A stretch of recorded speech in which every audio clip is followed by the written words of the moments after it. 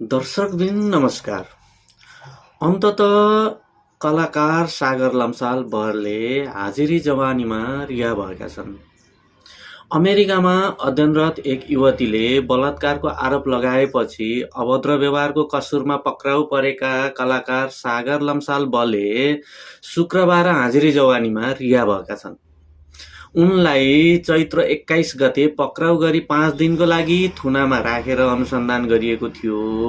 उनी विरुद्ध औपचारिक उजुरी नपरे पनि अभद्र व्यवहारको मुद्दामा अनुसन्धानका लागि हिरासतमा राखिएको र प्रक्रिया पूरा गरी प्रहरीले हिजो शुक्रबार साँझ रिहा गरेको छ।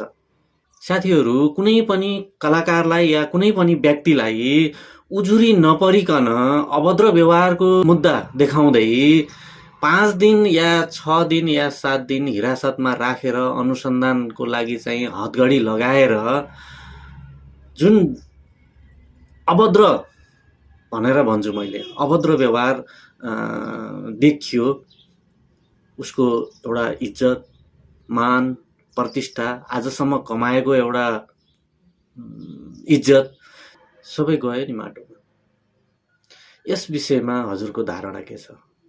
कृपया कमेन्टमा गएर कमेन्ट गरिदिनु होला र हामीलाई फलो गर्न पनि नभुल्नु होला। नमस्ते।